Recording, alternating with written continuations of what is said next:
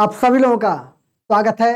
जैसा कि मेरी इस समय की जो भी वीडियो है सब रचनाकारों पर है और मैं प्रयास कर रहा हूं कि रचनाओं को बेहतर तरीके से दिया जाए। जैसा कि हर परीक्षा में छात्रों का कहना होता है कि हर परीक्षा में 7-8 प्रश्न कम से कम आता है और ऐसे यूपी बोर्ड को देखा जाए तो उसमें 9, 10th, 11th, 12th में 10-10 प्रश्न जो रचनाओं से आते हैं।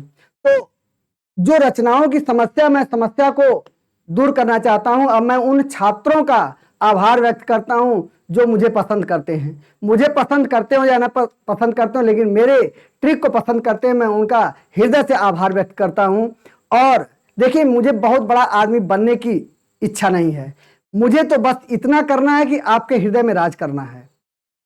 अब हो सकता है कि कुछ लोग मुझे बहुत पसंद करते हैं, कुछ लोग मुझसे ईर्ष्या करते हैं, जबकि मैं ईर्ष्या का कोई कार्य नहीं करता हूं। मैं किसी को चोट पहुंचाने का काम नहीं करता हूं। मैं तो एक अच्छा काम कर रहा हूं। और जैसा कि शिक्षा सबसे गिरे स्तर पर काम कर रही है, जैसा मेरा ऐसा मानना है कि मैं जब आकलन करता हूं कि पढ़ाई का स्तर और रील्स जो चल रहे हैं उनके स्तर मैं देखता हूं तो गजब हमको लगता है कि आखिर ये यूथ जा कहां रहा है।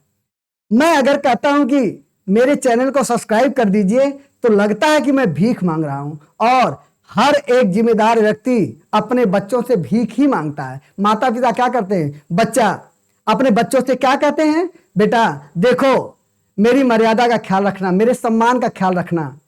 किस आधार पर? आपके ऊपर वो टिके हुए हैं। और यह मानक है कि हम अपने बच्चों से ही अपनी बातों को या अपने को साबित कर सकते हैं। मैं आपसे कहता हूं तो इसलिए नहीं कहता हूं कि आप मुझे बहुत बड़ा आदमी बना देंगे। मुझे यह अच्छा लगता है कि मुझे कितने लोग पसंद करते हैं और मुझे पसंद करने के कोई मामले नहीं है। पसंद तो मेरे बेहतर शिक्षा को करने की जरूरत है। जैसा कि मैंने बहुत बार पढ़ा है, मेरा स्लोगन तो नहीं है, मैंने बहुत बार पढ़ा है कि जो जितना ज्ञान हासिल करेगा उतना, यानी शिक्षा एक ऐसे शेरनी का दूध है जो जितना पिएगा उतना दहाड़ेगा, ऐसा मानना है डॉक्टर भीमराव अंबेडकर जी का। तो मैं भी यही कहता हूं, लेकिन मेरी बातों का बहुत प्रभाव नहीं होता है। मैं आप लोगों से सिर्फ इतना कहूंगा कि आपका सिर्फ प्रेम मेरे ऊपर बना रहे। मैं मनोरंजन के साथ साथ अध्ययन करा रहा हूं। मैं इतना प्रयास कर रहा हूं कि मैं कितने तरीके से, कितने सटीक तरीके से आपको बेहतर से बेहतर आपको रचनाओं को पढ़ा सकूं। मैं मनोरंजन बनाने का प्रयास लगातार कर रहा हूं और मैं कहता हूं कि आप यह कार्य मात्र 1.5 से 2 महीना लगातार कर दीजिए। आप गर्व से कहेंगे, अगर कोई आपसे पूछेगा कि आप साहित्य से कितना लगाव रखते हैं, आपको साहित्य की कितनी जानकारी है, तो इतना कह सकते हैं कि कम से कम मेरे पास इस समय 40-50 रचनाकारों की रचनाएं तो याद हैं। मैं कितने सटीक तरीके से पढ़ाने का प्रयास करता हूं। मैंने बहुत सारे रचनाओं को इसी कविता के माध्यम जो आपको दे रहे हैं वही मैं याद कर रहा हूं। मैं भी लगातार आपके लिए मैं परेशान होता हूं और लगता है कि मैं आपके लिए, लेकिन नहीं, मैं आपके लिए नहीं, मैं अपने लिए। मुझे रचना सम्राट बनने की इच्छा है।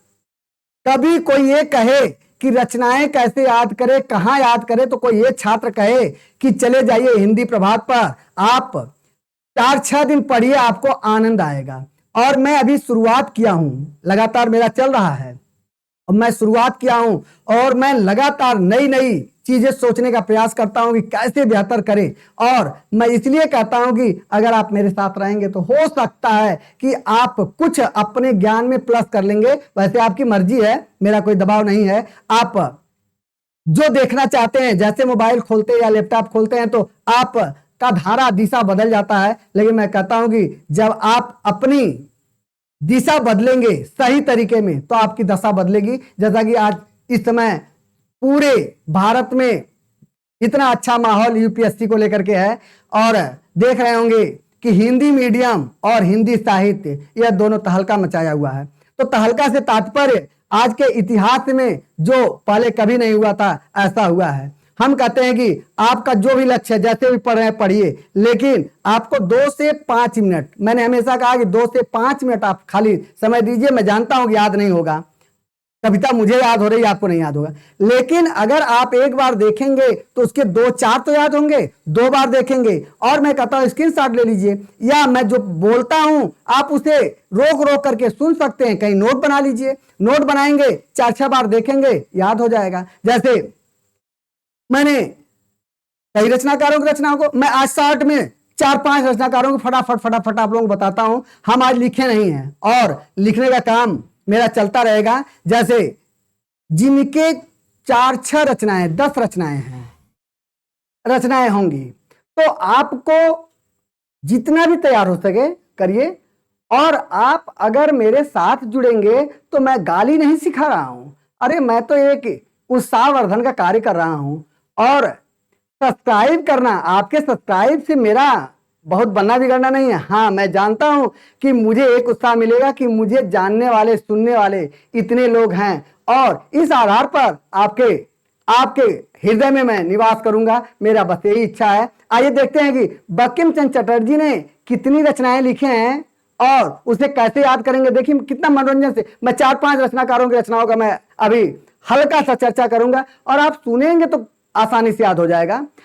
एक अच्छा श्रोता एक अच्छा वक्ता होता है, जब आप सुनबे नहीं करेंगे तो कहां से याद होगा। जैसे बंकिम चंद्र चटर्जी ने कुल 7-8 रचनाएं लिखे हैं, जो ज्यादा प्रसिद्ध है, सुनिए उसको। कपाल कुंडला, इंदिरा रजनी, दुर्गेश नंदिनी, राधा रानी, आनंद मठ में आएंगे, वंदे मातरम गाएंगे, मोची राम ने वृक्ष लगाया, चंद्रशेखर ने राज बताया, कृष्ण कांतेर के दफ्तर में, मृणालिनी चौधरानी के चक्कर में। अब इसमें कौन सा काम, अब इसको फास्ट भी बोल सकते हैं। कपाल कुंडला, इंदिरा रजनी, दुर्गेश नंदिनी, राधा रानी, आनंद मठ में आएंगे, वंदे मातरम गाएंगे, मोची राम ने वृक्ष लगाया, चंद्रशेखर ने राज बताया, कृष्ण कांतेर के दफ्तर में, मृणालिनी चौधरानी के चक्कर में। देखिए इसमें क्या क्या है। कह रहे हैं कपाल कुंडला एक रचना है, इंदिरा एक रचना है, और रजनी एक रचना है, दुर्गेश नंदिनी और राधा रानी ये दोनों अलग अलग रचनाएं हैं। आनंद मठ जानते ही हैं, वंदे मातरम जानते ही हैं। वंदे मातरम बंकिम चंद्र चटर्जी यानी चट्टोपाध्याय भी उनको कहते हैं, उन्होंने लिखा है। इसके अलावा कह रहे हैं कि मोचीराम एक उनकी रचना है, और वृक्ष एक रचना है उनकी, और राज चंद्रशेखर एक रचना, राज सिंह एक रचना है। इसके अलावा कृष्ण कांतेर दफ्तर और मृणालिनी और देवी चौधरानी, ये इतनी रचनाएं हैं। अब इसमें कौन सी बड़ी समस्या, 2 बार 3 बार सुनेंगे बंकिम चंद्र चटर्जी तैयार हो गए। कहते हैं कि महादेवी वर्मा ने, हमने ऐसे पढ़ा चुका है, लेकिन आप ध्यान देंगे, मुझे याद है, आप भी याद कर सकते हैं। महादेवी वर्मा ने 8 काव्य लिखा है। कौन कौन से हैं? निहार निर्जा दीपशिखा की शांत गीत है पाती, सब पांडा अग्निरेखा की रश्मि प्रथम आयाम बनाती। निहार निर्जा दीपशिखा शांत गीत, सब पांडा अग्निरेखा रश्मि प्रथम आयाम, ये 8 है। फटाफट फटाफट आप सुनिए, तो आप सुनेंगे नहीं तो समझेंगे कहां, समझेंगे। अब बात अलग आती है कि रचनाएं क्या होती। बहुत सारे छात्र जो हमारे छोटे छोटे छात्र होते कहते हैं रचनाएं क्या होती हैं, तो जो 8 से पास करके 9 में गए हैं अभी उनको बहुत जानकारी नहीं। लेकिन मैं कहता हूं कि अगर सुनेंगे तो भी कुछ तो समझ में आएगा। रचनाएं किसी लेखक ने लिखा हुआ है, शीर्षक से लिखा हुआ है, उन शीर्षक को हमें तैयार रखना है। ऐसे ही मैंने बताया कि हरिवंश राय बच्चन ने 4 खंडों में अपनी रचना, अपनी आत्मकथा लिखे हैं। अपने बसेरे से दूर रहूं तो क्या भूलूं क्या याद करूं, 10 द्वार से सोपान तक नीड़ का निर्माण करूं। बसेरे से दूर क्या भूलूं क्या याद करूं, 10 द्वार से सोपान तक नीड़ का निर्माण, फिर यही उनके। ऐसे ही हजारी प्रसाद द्विवेदी ने 4 उपन्यास लिखा है। बाण भट्ट की आत्मकथा और चारचंद की लेखा, अनामदास का पोथा लिखना, पुनर्नवा तू देखा। बाण भट्ट की आत्मकथा, पुनर्नवा, चारचंद लेख और माने अनामदास का पोथा, ये 4 उनकी रचनाएं हैं। ऐसे ही आप प्रयास तो करिए। और मैं कहता हूं कि हजारी प्रसाद द्विवेदी ने कुल 8-10 तो निबंध लिखे हैं, निबंधों को ध्यान में रख लीजिए। अशोक आलोक और कल्पतरु, कल्पलता तू जान, वितर्क प्रवाह और देवदारू, चिंतन सहचर मान कुटच को क्या समझाएं, वह तो बस नाखून बढ़ाए। पूरी रचना अशोक के फूल, आलोक पर्व, कल्पलता, कल्पतरु, विचारंग वितर्क, विचारंग प्रवाह, देवदारू, चिंतन साहित्य माने चिंतन सहचर, साहित्य चिंतन, नाखून क्यों बढ़ते हैं, ये ऐसे उनकी रचनाओं को ध्यान देंगे, याद हो जाएगा। बहुत कठिन काम नहीं है, सुनना आनंददायक। जैसा कि ये तो मैं ऐसे सामान्य बता रहा हूं, सारी रचनाएं आपको मैंने लिखे हैं, बोर्ड पर लिखे हैं, उसको सुनिए, समझिए। जैनेन्द्र कुमार ने रचनाएं लिखे हैं, उपन्यास, निबंध, कैसे याद करेंगे? तो मैंने बताया, सोच विचार और मंथन करके जड़ की बात सुनाता हूं, काम प्रेम साहित्य से प्रस्तुत पर बनाता हूं। परख सुनीता जयवर्धन को त्याग पर तुम दे दो, परख सुनीता जयवर्धन को त्याग पर तुम दे दो, विवर्त तुम्हारा मुक्ति बोध, कल्याण सुखद व्यतीत करो।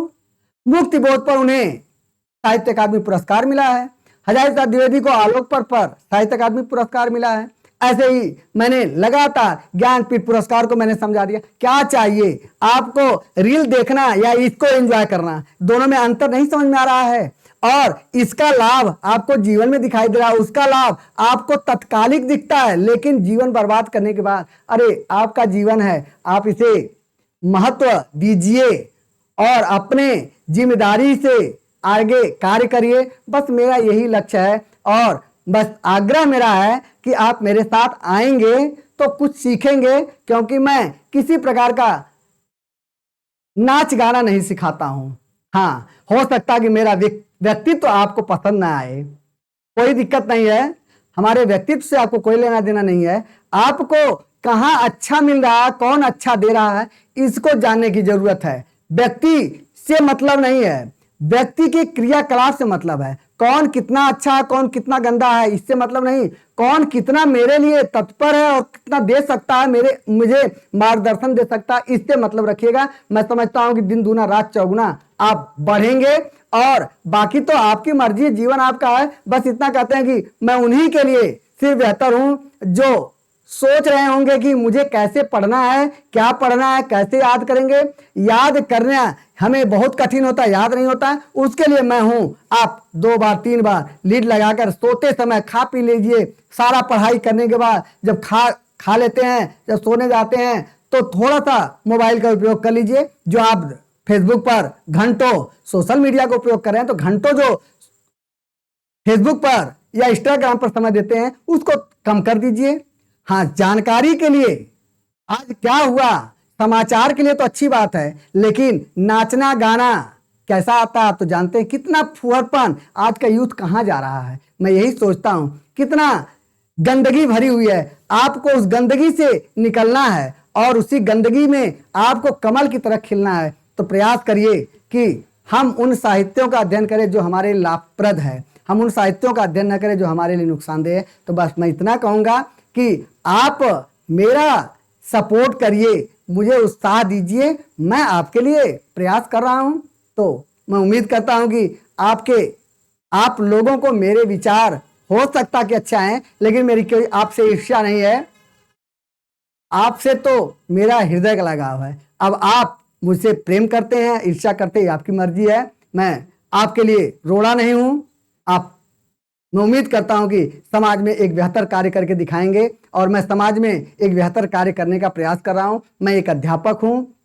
अध्यापक सबसे बड़ा आपके जीवन का मित्र होता है। माता पिता भी उतने फर्ज नहीं अदा कर सकते हैं। माता पिता सिर्फ आपको क्या कर सकते हैं, किताब कॉपी फीस ड्रेस यही आपको दे सकते हैं। बाकी जिम्मेदारी अध्यापक की होती है और अध्यापक आपको संस्कार से संस्कृति तक ले जाता है, या कह सकते हैं संस्कृति से संस्कार तक ले जाता है। एक अध्यापक किसी को बना सकता है, एक अध्यापक किसी को बिगाड़ सकता है। जैसा कि धनानंद का आपने कहानी सुना होगा कि एक ब्राह्मण को कैसे बेइज्जत करते हैं। इतिहास आप लोग अगर जानते होंगे तो वह जो ब्राह्मण तो शिक्षक पहले से ही परंपरा में था कि ब्राह्मण शिक्षक होता है, और एक ब्राह्मण का अपमान, तो कहते हैं कि एक शिक्षक के जिंदगी में तमाम भविष्य निर्माण होते हैं और वह आपका सबसे बड़ा शुभचिंतक होता है। तो मैं बस आपसे यही आग्रह करूंगा कि आप कुछ नहीं, मुझे बस आपसे इतना आग्रह है कि मुझे बस रचनाओं का सम्राट बनना है और उसमें आप मेरा सपोर्ट करिए। और मैं आप लोगों को इतना रचनाएं और उन रचनाओं के बाद जब पूरी मेरी रचनाएं, कम से कम मैं 70-80 का टारगेट बनाया हूं, 70-80 रचनाओं का मैं टारगेट पूरा कर लेता हूं, तो मैं किस रचनाओं पर, अगर कोई यूपीएससी की तैयारी करना चाहता तो मुझसे सिर्फ मैं कहता हूं मैं उसको आईएएस नहीं बना दूंगा, पीसीएस नहीं बना दूंगा, लेकिन मैं उसके रास्ते का थोड़ा सा हिस्सा तो बन सकता हूं, थोड़ा मार्ग तो दिखा सकता हूं। तो आपको हम उन रचनाओं की समरी भी हल्का फुल्का बताएंगे। जैसे प्रेमचंद ने 10 उपन्यास लिखा है, उन 10 उपन्यासों में कौन कौन से उपन्यास, उनका क्या क्या समरी है, मैं उसको बताऊंगा। मैंने प्रेमचंद के सारे उपन्यास बताया है। प्रेमचंद की एक बाणी, गोदान गबन से कर लो यारी, रंगभूमि का ध्यान लगाओ, कर्मभूमि पर बढ़ते जाओ, सेवा सदन की करे प्रतिज्ञा, कायाकल्प के जंगल में, उर्मिला निर्मला प्रेम के मंगल में, पूरी ऐसे ही मैंने आदिकाल के कुल 10-12 रचनाकार हैं। आदिकाल जो महत्वपूर्ण, जो परीक्षा में अक्सर पूछता है। बाकी जब आपको लाइन लेंथ मिल जाएगा तो आप उड़ना शुरू कर देंगे। हम तो आपको सिर्फ पंख लगाने का प्रयास कर रहे हैं कि आपको हल्का पंख आ जाए, फिर मेरी जरूरत आपको नहीं रहेगी। हम तो एक मार्ग के मार्गदर्शक, एक निश्चित जगह पे हैं, इसके बाद आप आगे बढ़ जाएंगे, फिर आप अच्छा काम करिए। बस इतना आपके जीवन में मैं थोड़ा सा एक हिस्सा बनना चाहता हूं, और आप चाहेंगे तो आप मेरे साथ लग करके मुझे एक सम्मानजनक कार्य करने के लिए प्रेरित करें। बस इतना कहेंगे। आप लोगों का हृदय से आभार व्यक्त करता हूं, जो मेरे साथ जुड़े हैं और जो नहीं जुड़े हैं, जुड़ने वाले हैं या जो नजरअंदाज करते हैं, वह भी, उनके लिए भी मेरे हृदय में उतना ही प्यार है जो मेरे इन विचारों को सुनते हैं, देखते हैं। तो बस इतना कहेंगे। बाकी मेरे बहुत अंदर विचार हैं, और मैं ऐसे बहुत सारे, मैं तो लाइव आने का प्रयास करता हूं, लेकिन समय के अभाव में मैं लाइव नहीं आ पाता हूं। खैर कोई बात नहीं है, मैं अपने वीडियो के माध्यम से आप लोगों के सामने प्रस्तुत होता रहता हूं। अगर आप लोगों की इच्छा होगी, कमेंट आएगा लाइव का, तो मैं लाइव भी आप लोगों को प्रेरित करने का प्रयास करूंगा। आप लोगों के कमेंट को भी मैं देखूंगा। बस इतना कहेंगे कि आप लोग मेरा भरोसा बढ़ाए रखिए और मैं एक अच्छा कार्य कर सकूं। बहुत बहुत आप लोगों को धन्यवाद।